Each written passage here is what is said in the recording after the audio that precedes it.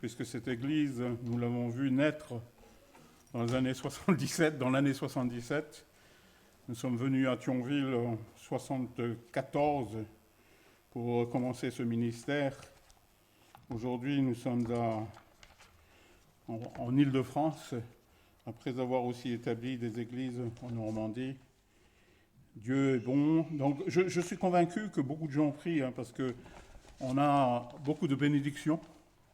Beaucoup de bénédictions, en dépit des restreintes, des contraintes qui vous sont imposées à vous aussi. Mais de manière très étonnante, il y a des visiteurs. Je ne m'attendais pas à ce qu'en plein confinement, on retrouve des visiteurs le dimanche dans des lieux de culte, parce que pour la plupart, c'est un lieu qu'il faut essayer d'éviter. Mais Dieu bénit, et donc ce dimanche, c'est Mathieu Ambroise, le docteur Mathieu Ambroise, qui prêche à Mantes, à ma place, et moi j'ai le privilège d'être ici avec vous et je m'en réjouis. Alors, un verset que vous connaissez très bien, vous pourriez réciter sans hésitation par cœur, c'est celui de Romains 8, 28. C'est quoi alors, Romains 8, 28, si vous le connaissez par cœur? Ensemble, si possible. Allez.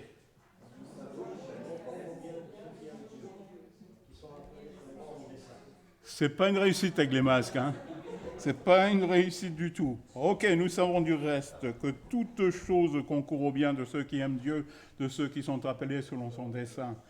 J'ai donné comme titre à mon message de ce matin, confiance, Dieu tient les manettes.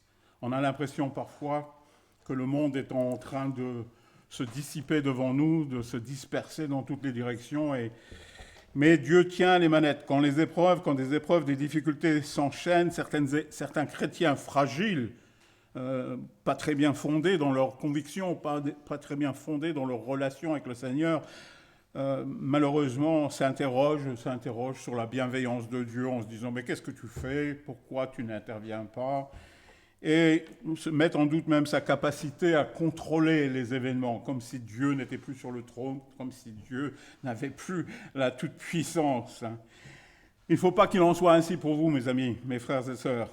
Alors que la société est en proie à une singulière pandémie qui a déstabilisé beaucoup de choses, avec un pouvoir politique qui tergiverse, alors que se profile aussi une récession économique probable, et que même parfois des tensions existent, se sont développées dans notre société. Il y a beaucoup de tensions, je trouve, en ce moment. Alors, n'oubliez pas qu'en tant que chrétien, vous êtes des hommes de paix, des hommes et des femmes de paix. Vous êtes là pour apporter la paix, pas pour mettre de l'huile sur le feu. Donc, nous chrétiens, devrions toujours tenir bon et promptement trouver consolation et assurance dans deux vérités fondamentales des Écritures. La première, c'est que les promesses de Dieu sont inaliénables. Ce que Dieu promet, il l'accomplit. Ok? Ce que Dieu promet, il l'accomplit. Et la deuxième chose, c'est la nature parfaite de Dieu. Dieu est parfait. Il ne vacille pas, il ne change pas, il n'hésite pas, il sait où il va. Donc, parce que Dieu est souverain, il déjoue les plans malveillants de l'homme. Nous savons, parce que nous avons les Saintes Écritures pour nous le révéler, nous savons que l'Antéchrist ne triomphera pas, le mal ne triomphera pas. C'est écrit, l'Antéchrist sera vaincu, il sera éternellement confiné, loin de Dieu et loin de tous les saints de Dieu, tous les chrétiens. En tant qu'enfant du bon Père Céleste, je sais donc qu'aucun événement, j'insiste là-dessus, aucun événement ne peut se produire autour de moi, en moi, sans que mon Seigneur et mon Dieu ne le sachent et ne le contrôlent. Cette idée m'a toujours été d'un grand réconfort, tout au long de ma vie, tout au long de mon ministère, et tout particulièrement donc en ce moment où s'accumulent autour de nous, autour de moi aussi, des menaces à court et à moyen terme. Alors, on n'est pas dans la théorie, là. On est dans le concret. Ce n'est pas de la spéculation théologique. Quand je dis Dieu tient les manettes, il faut, pour nous tous, nous maintenir de plein pied dans le cadre de la réalité de la grâce infinie de Dieu. Elle continue de rayonner, elle continue de se manifester à travers l'histoire, à briller d'ailleurs le témoignage de chrétiens si confiants qu'ils étaient persuadés que Dieu transformerait leur drame, leur situation extrêmement complexe, leur tragédie parfois même, en triomphe personnel. Ils étaient si confiants en Dieu qu'ils parvenaient, à l'exemple d'un Daniel, de vivre en exil sous des potentats étrangers et de maintenir leur foi. Ou de Paul et de Silas qui, à Philippe, furent enchaînés, jetés au fin fond d'un donjon, les cèpes aux pieds, et là, ils se réjouissaient en Dieu, et chantaient, et priaient, et les autres prisonniers pouvaient les entendre. Même dans l'adversité la plus douloureuse, ces hommes ont brillé, parce qu'ils étaient confiants en Dieu. La confiance n'était pas en eux-mêmes, elle était en Dieu. Si nous avions plus de temps, nous aurions analysé comment Dieu s'est servi d'une situation très compromise pour faire de Joseph, je parle du fils de Jacob là, en Israël, pour faire de Joseph le sauveur de l'Égypte, mais aussi et surtout le sauveur de son propre peuple.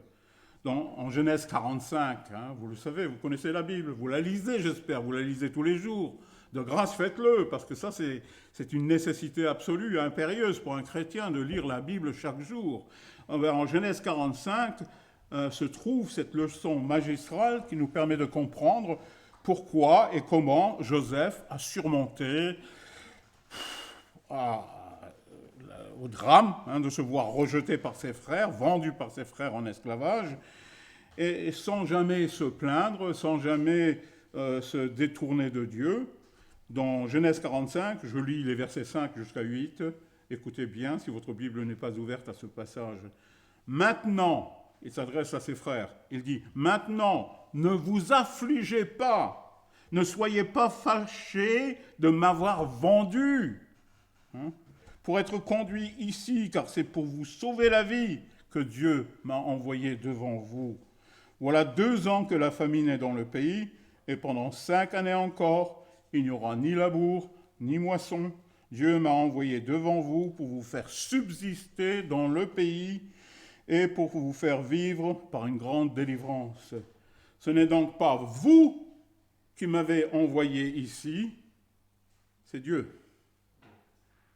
Il voit un peu plus que ce que rencontre l'œil. Et il m'a établi père de Pharaon, je suis maître de toute sa maison, gouverneur de tout le pays d'Égypte. Joseph avait clairement compris en quoi consistait la souveraineté bienveillante de Dieu à l'égard de ses enfants. Alors pour affiner notre analyse de la compréhension extraordinairement pointue que Joseph avait pour les événements passés, présents et futurs, il convient de se reporter à Genèse chapitre 50 et verset 20, où il fait l'affirmation suivante, encore une fois en s'adressant à ses frères. Il leur dit, « Vous aviez médité de me faire du mal.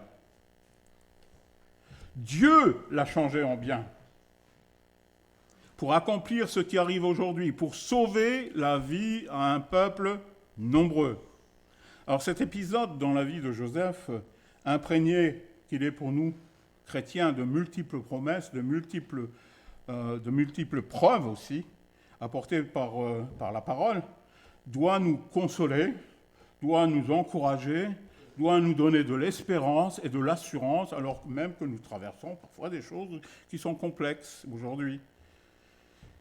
Bien-aimés, Dieu demeure souverain. Il n'ignore rien de ce que vous êtes, de ce que vous faites, de ce que vous traversez. Il n'est jamais dépassé par l'enchaînement des événements suscités par des personnes non chrétiennes et parfois hostiles au christianisme.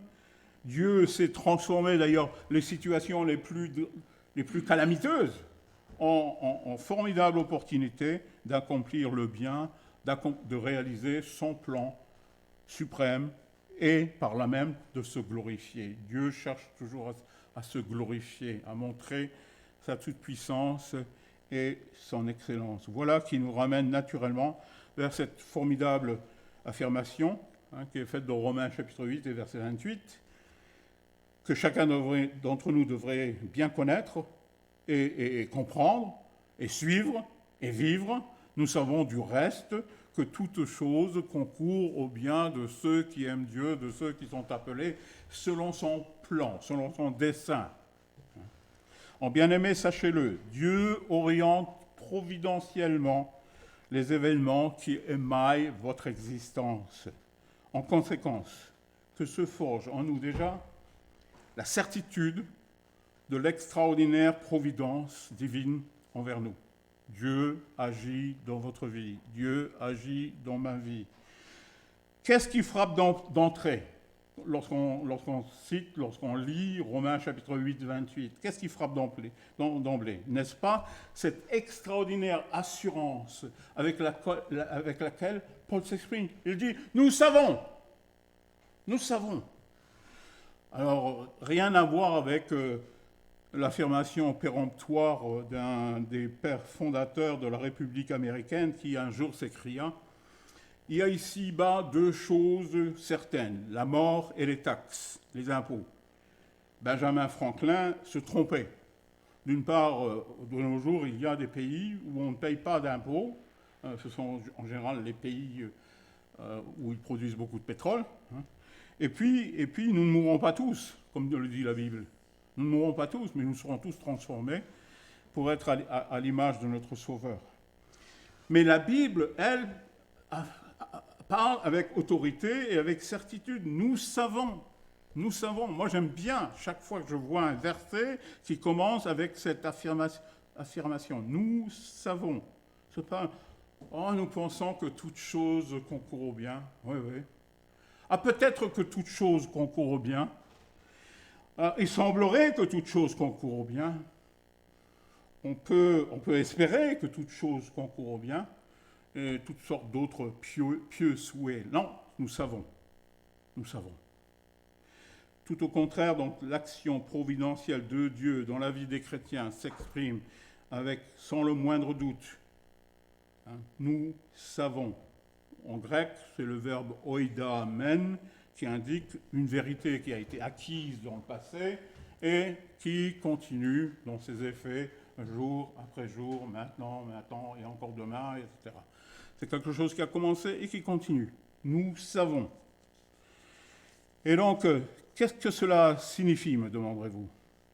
Rien de ce que les hommes font, rien de ce que les hommes disent, rien de ce que les hommes subissent ne contrecarre l'ultime plan de Dieu, lequel est un dessein parfait, un plan parfait qui s'accomplit toujours dans toute sa puissance et dans toute son ultime sagesse. Dieu est sage. Heureusement qu'on a un Dieu sage et bienveillant. S'il était tout puissant et pas sage et bienveillant, on aurait tout à craindre. Ça, c'est le Dieu des païens, ça. C'est le Dieu des animistes, parfois. Bien-aimé, Dieu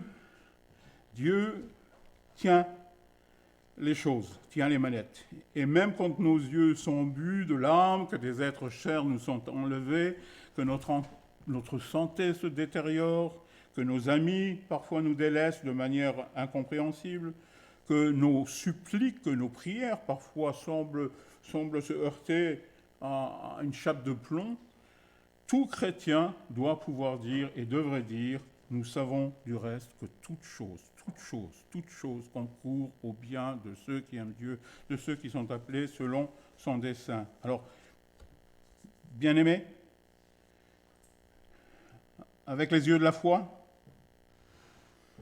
il s'agit pour nous d'être confiants, parfois d'attendre avec respect, de rester, de ne pas bouger, de ne pas agir, d'attendre que Dieu fasse le reste des choses. Et bien des choses nous semblent au départ fâcheuses, elles nous semblent contrariantes. Or, Dieu, il faut le savoir, il faut l'intégrer dans votre manière de penser.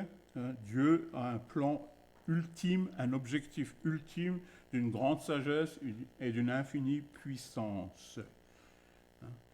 afin que dans toute situation, encore une fois, je répète ce que j'ai dit tout à l'heure, sa gloire se manifeste. Donc, acquérez donc cette certitude. Je sais que tout ce qui m'arrive, j'ai des problèmes ici, j'ai des problèmes là, j'ai des difficultés ici, j'ai des difficultés là. Mais toute chose, tout ce qui m'arrive concourt à mon bien. Point à la ligne. Point à la ligne. Commencez pas à philosopher de votre côté, acceptez ce que Dieu dit à ce sujet. Ensuite, mesurez l'envergure absolue de la providence divine envers nous. Avez-vous remarqué qu'avec l'expression envergure absolue, moi j'ai simplement reformulé ce que disait déjà Romains 8, 28, nous savons quoi? Que toute chose, soulignez toute chose concourt au bien. Si le verset disait la plupart des choses concourent à notre bien, certaines choses seulement concourent à notre bien, nous n'aurions, vous et moi, aucune réelle assurance que ce que nous traversons va être utilisé par Dieu d'une manière positive, de manière à nous faire progresser. Non. Toute chose. Le fait de savoir que toute chose concourt à mon bien me permet de toujours rendre grâce, même lorsque je suis au cœur des difficultés, même lorsque j'ai des problèmes qui me semblent humainement insurmontables, je remercie Dieu parce qu'il est mon Dieu et il est là et je peux m'appuyer sur lui et je peux compter sur lui et je peux me confier dans sa bonté et demeurer serein, même dans les épreuves aiguës qui jalonnent l'existence. En ce moment, j'en ai plusieurs. Mais Dieu est là, Dieu est présent, et je continue d'avoir la joie de mon salut, la joie de ma relation avec le Seigneur. Et ça devient non seulement supportable, mais à la clé, pour moi, il y a une espérance que Dieu a un projet, Dieu a un plan. Quelque chose va se produire qui va montrer quelle était l'intention de Dieu. Qu'est-ce qu'il voulait faire à travers les épreuves qui m'échouent ou qui vous échouent. Qu'il me soit permis d'illustrer graphiquement ce point, non pas dans ma vie personnelle, mais plutôt dans celle de l'apôtre Paul. J'admire beaucoup l'apôtre Paul, son engagement, sa consécration, le ministère qu'il a eu pendant des décennies et des décennies. Il a apporté l'évangile jusqu'en Europe, n'est-ce pas? C'est à lui que nous devons aussi beaucoup d'épîtres qui nous touchent profondément. Eh bien, l'exemple de l'apôtre Paul mérite d'être suivi. Et je pense à ce texte qui se trouve dans la première épître aux Thessaloniciens, au chapitre 2 et au verset 18. Et j'avoue franchement que la première fois que je l'ai lu, tout jeune chrétien, ça remonte aux années 66, la première fois que j'ai lu ce texte, je me suis dit, oulala, qu'est-ce qui se passe? Je ne comprenais pas très bien. Parce que je n'avais pas une bonne compréhension de qui était Dieu. Une fois qu'on a compris qui est Dieu, tout le reste se met en place. Pour moi, la doctrine fondamentale que tout chrétien devrait bien connaître, c'est la doctrine de Dieu. Qui est Dieu, sa nature, ce qu'il fait. Et alors là, on comprend mieux nos relations avec lui et tout le reste. Mais dans la première épître aux Thessaloniciens, chapitre 2, verset 18, Paul fait une déclaration qui est très surprenante. Il dit « Aussi voulions-nous aller vers vous », en s'adressant aux Thessaloniciens, les chrétiens de Thessalonique en Grèce, « Aussi voulions-nous aller vers vous, du moins moi, Paul, une et même deux fois, mais Satan nous en a empêchés. » Je me suis posé la question, j'ai dit, voilà l'un des serviteurs les plus consacrés dans toute l'histoire du christianisme, l'apôtre Paul, qui est insidieusement empêché de rendre visite à ses bien-aimés de Thessalonique par Satan, le pire des ennemis qui puisse se concevoir. Mais pourquoi? Que fait Dieu? Beaucoup de gens se seraient posé cette question. A-t-il donc perdu tout contrôle là? Il est contrarié par Satan. Non seulement Paul a-t-il été privé à titre personnel de la jouissance d'une formidable communion fraternelle avec ceux qu'il avait amenés à Christ lors de son passage à Thessalonique, mais encore, il n'a pas pu satisfaire directement à certains besoins spirituels qui s'était développé dans cette toute jeune communauté. L'apôtre Paul n'est pas resté longtemps à Thessalonique. Mais me direz-vous, pasteur, nous trouvons particulièrement inquiétant le fait qu'un chrétien consacré, puisse être bloqué, puisse être freiné par Satan. Oui, ça arrive. C'est arrivé à Job, je ne vais pas m'étendre là-dessus, ça nous prendrait la journée. Mais le Seigneur peut se servir de n'importe quelle action, des épreuves ou des actes de malveillance des ennemis de la foi. Il peut se servir de cela.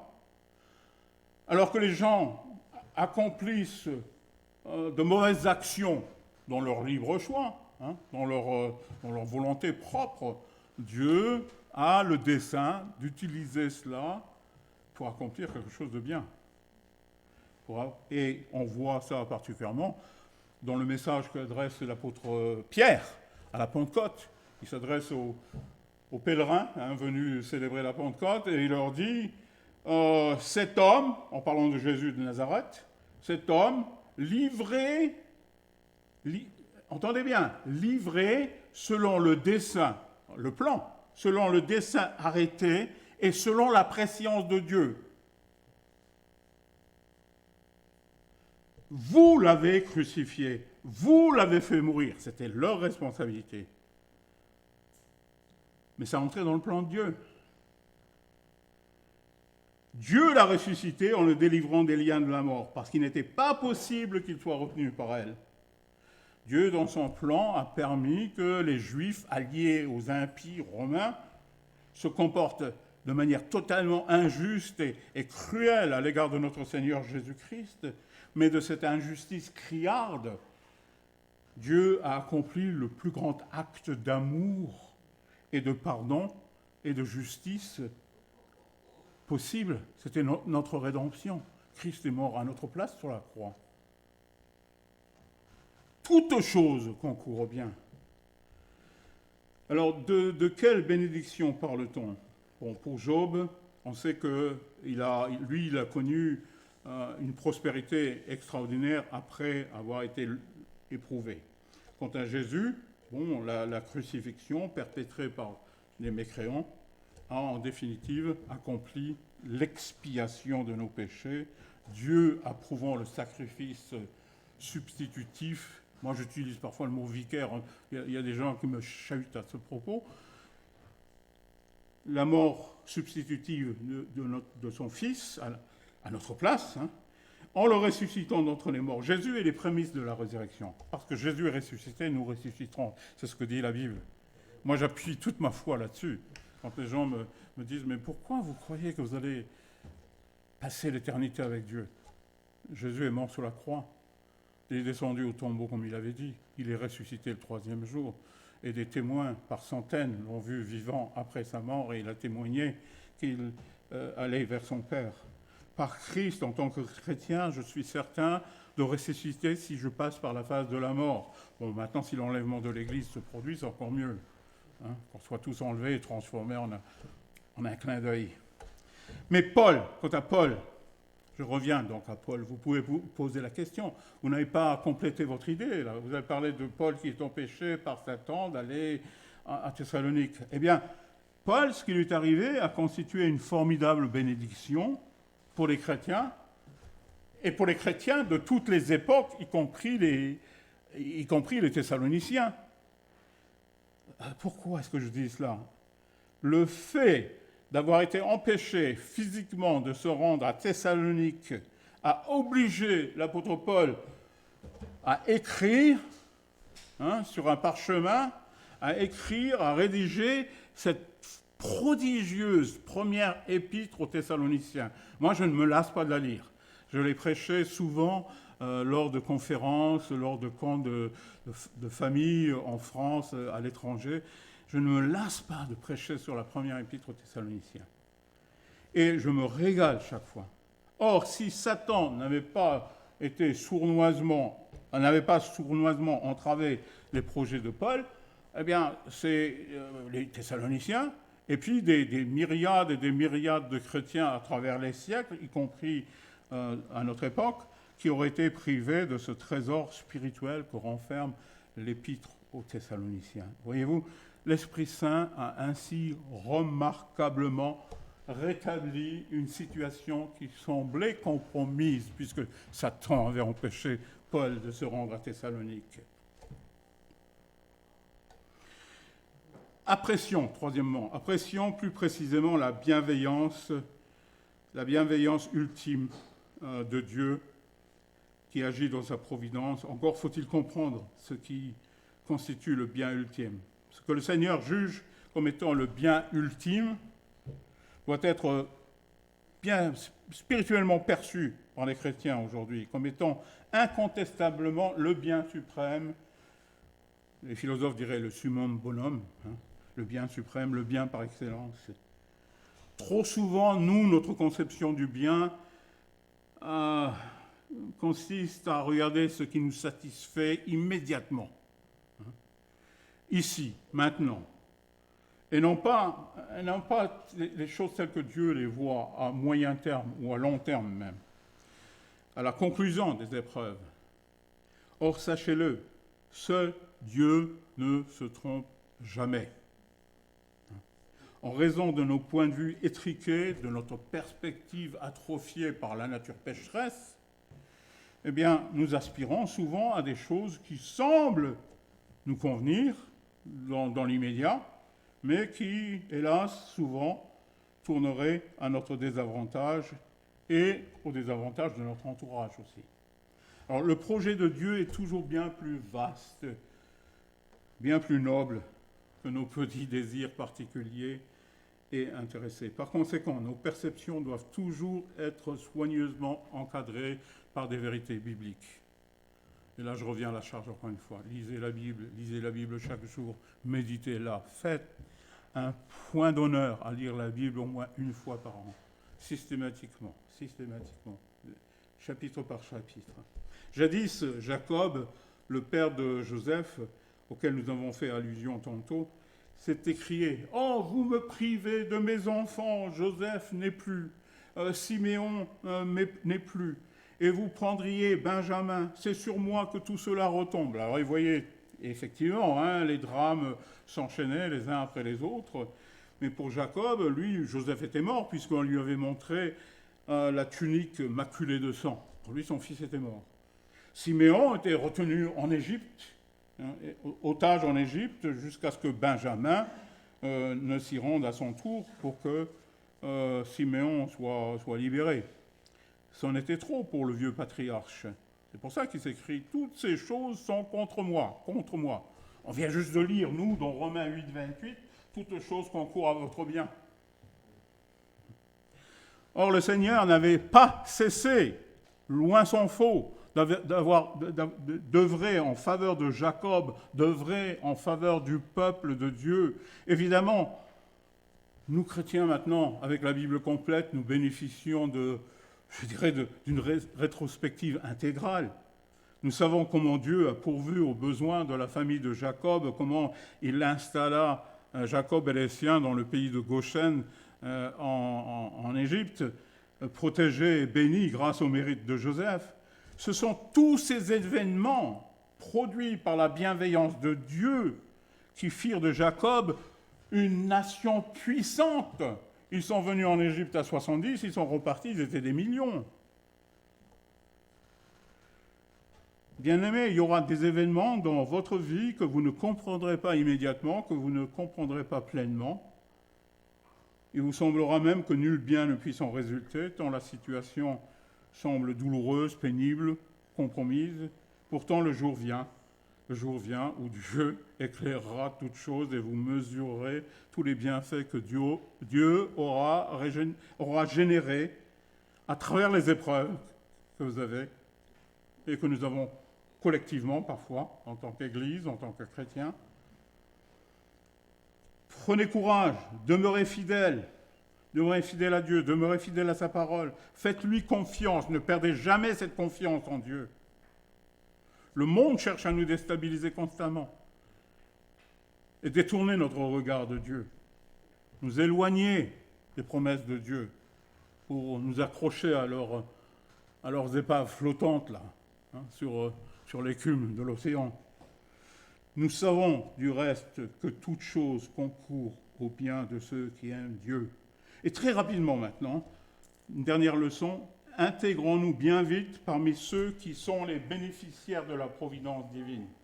Alors peut-être certains diront, moi je ne vois pas comment Dieu agit dans ma vie, je ne vois pas le bien qui en résulte, peut-être est-ce trop tôt, mais il y a peut-être une autre raison aussi.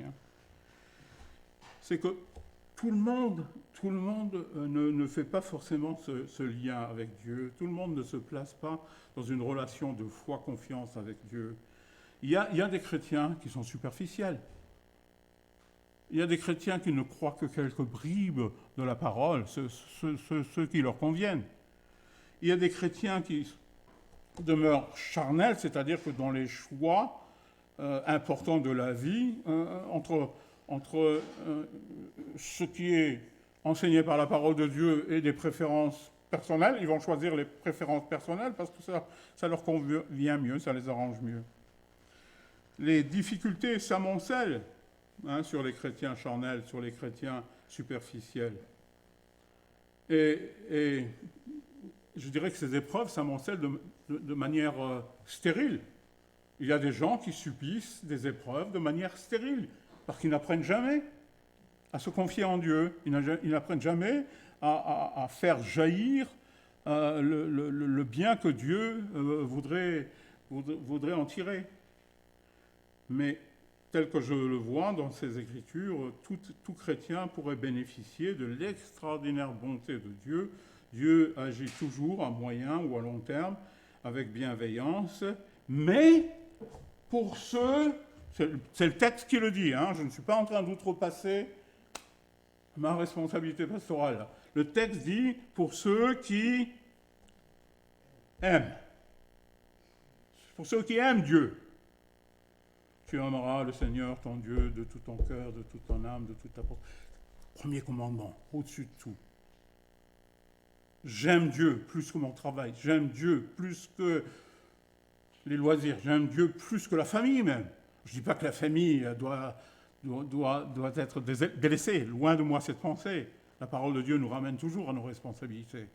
Mais Dieu, aimer Dieu de tout son cœur, de toute son âme, et tout le reste tombe en place,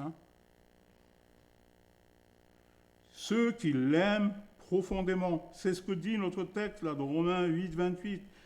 Alors, les inconvertis, des non-chrétiens, entretiennent des doctrines tordues, celles qui les poussent à n'importe quoi déjà sur le plan moral, ils font un peu ce qu'ils veulent, et ensuite à vouloir promptement se mettre à l'abri lorsque il y a un prix à payer, lorsqu'il y a des conséquences fâcheuses. Et certains même se plaignent que Dieu n'est plus un bon Dieu. J'espère que vous ne tombez pas dans ce piège de la bondieuserie. Dieu est tellement bon qu'il ferme les yeux, il nous laisse faire, on fait ce qu'on veut. Il est tellement bon, il ne réagira jamais. Il y a des parents qui sont devenus faibles comme ça. Et ils voudraient que Dieu le soit. Dieu n'est pas faible. C'est un Dieu de justice. C'est un Dieu d'équité. Il ne basculera jamais dans la faiblesse. Mais selon eux, le bon Dieu devrait fermer les yeux sur toutes leurs exactions et ne leur faire que du bien.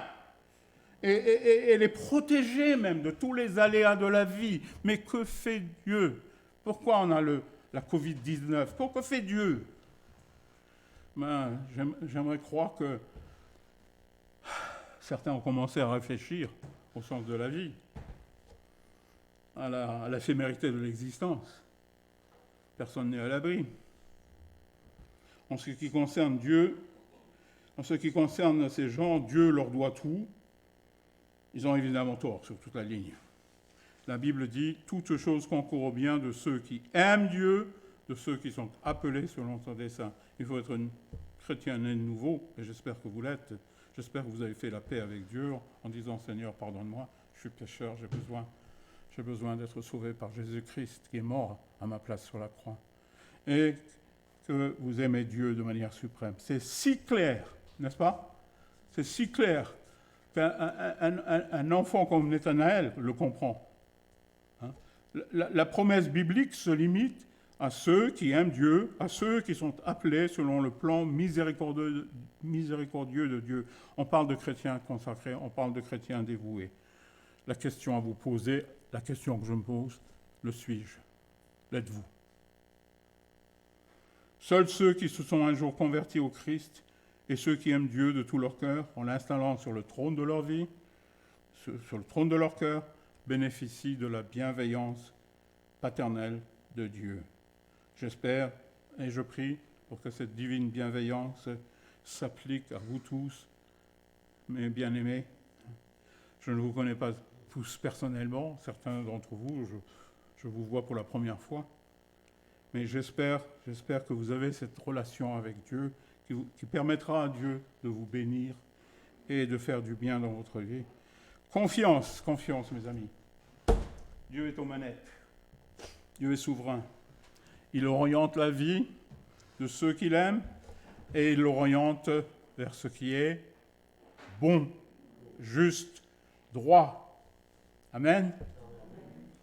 Seigneur notre Dieu, nous voulons te louer, nous voulons te remercier du fond du cœur parce que tu nous fais des promesses et ces promesses, je l'ai dit, sont inaliénables. Rien ne vient les remettre en question. Seigneur, bénis chacun, fortifie chacun.